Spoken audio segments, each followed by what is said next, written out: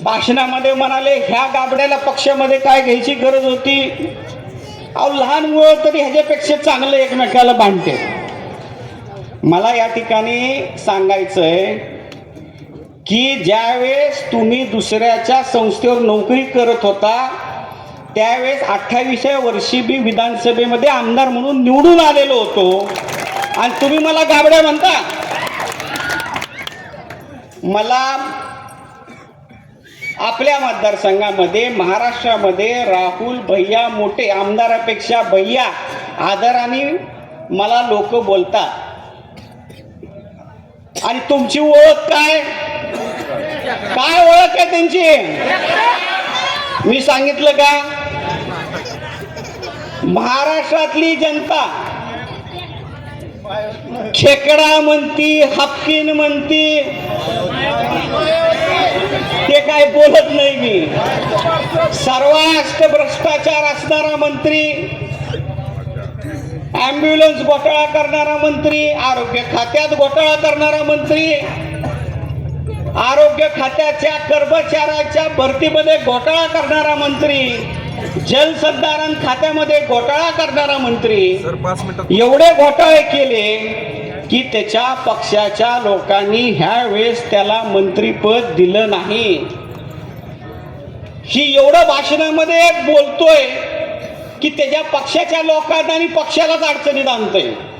त्यामुळे ते म्हणाले की बाबा ह्याला मंत्रीपदच देणं नको. काल सुद्धा तुमची रॅली झाली, इथल्या लोकांना वाटत होतं ह्यांनी बोलूच नाही. किती मिनिटाचं भाषण केलं, ह्यांनी बोलूच नाही.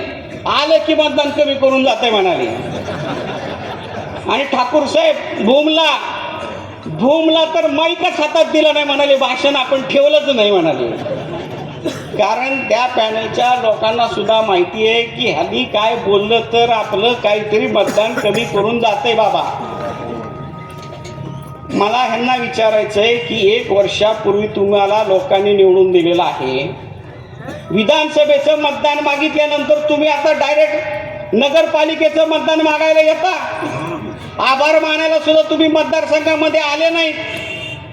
मतदार तुमच्यावर नाराज आहे आणि ह्या नगरपालिकेच्या निवडणुकीमध्ये ही नाराजी लोक व्यक्त केल्याशिवाय राहणार नाही.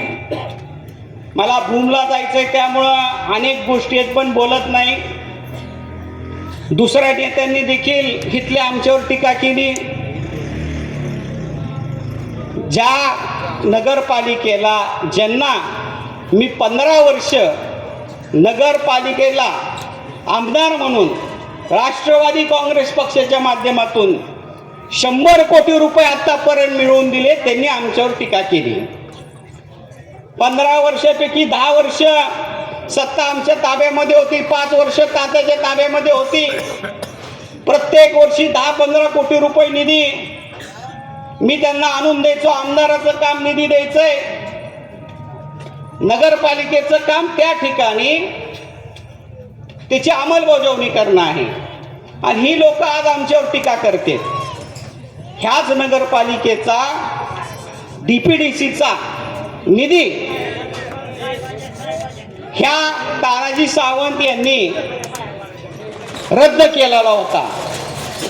माझा निवडणुकीमध्ये पराभव झाला असताना सुद्धा मी अजितदादांकडे गेलो आणि हा कॅन्सल झालेला निधी या ठिकाणी या नगरपालिकेला मिळवून दिला. आमदार नसताना परत 5-5 कोटी रुपये असं 25 कोटीचा निधी पराभव झाल्यावर सुद्धा ह्या नगरपालिकेला मिळवून दिला.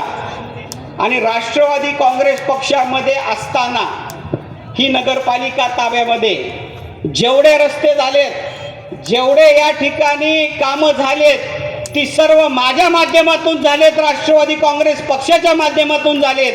हे देखील मी तुम्हाला या ठिकाणी सांगू इच्छितो. मधल्या काळामध्ये तातांच्या कडं नगरपालिका होती, त्यांच्या माध्यमातून ह्या शहरामध्ये कामं झाली. ठाकूर साहेब या ठिकाणी विधान परिषदेवर होते, त्यांच्या माध्यमातून या ठिकाणी नगरपालिकेमध्ये कामं झाली. आणि ही आमच्यावर या ठिकाणी टीका करत आहेत. बरं, टीका तरी काहीतरी मोठी करावी. ते म्हणाले आमदार साहेब फक्त 25,000 रुपये आम्हाला बूथला देत होते, काय काढायची गरज आहे का?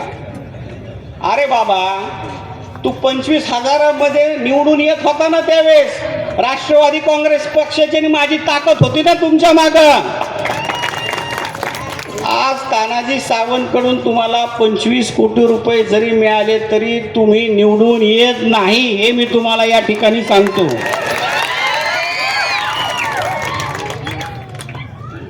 त्यांच्या अनेक फायली आहेत भ्रष्टाचाराच्या. एकावर तर कलेक्टरने फौजदारी गुन्हा दाखल करा म्हणून सांगितलं होतं, त्यावेळेस ते आमच्याकडे होते. कसं बस पाठपुरावा करून मी थांबवलं म्हणजे फाईल संपलेली नाही अजून, टांगती तलवार ठेवलेली आहे. आणि त्यामुळं जास्त या ठिकाणी मी बोलणार नाही. नगरपालिका आपल्या ताब्यात आल्यानंतर परांडा शहरातला सगळ्यात महत्त्वाचा प्रश्न आहे तो म्हणजे ड्रग्जचा. 100% ड्रग्ज मुक्त परांडा शहर करण्याचा निर्णय आम्ही ठाकूर साहेब, रणजित दादा, सिद्दीवाल साहेब यांनी घेतलेला आहे. घराघरामध्ये जर आपण काही परिस्थिती बघितली, मी त्याचा काही लोकांनी मला डॉक्टरनी सांगितलं, हा विषय लोक बाहेर बोलत नाहीत. जी तरुण पिढी या ठिकाणी व्यसनाच्या आहारी गेलेली आहेत, अशा ह्या गोष्टी 100% आपलं नगरपालिका आल्यानंतर आपण बंद करणार आहोत, हे देखील मी तुम्हाला या कार्यक्रमाच्या निमित्तानं सांगू इच्छितो. विश्वजित ज्ञानेश्वर तात्या पाटील आपले नगराध्यक्षाचे उमेदवार आहेत. त्यांच्याबरोबर 20 नगरसेवक आपले या ठिकाणी उभे आहेत. त्यांचं चिन्ह छत्री आहे.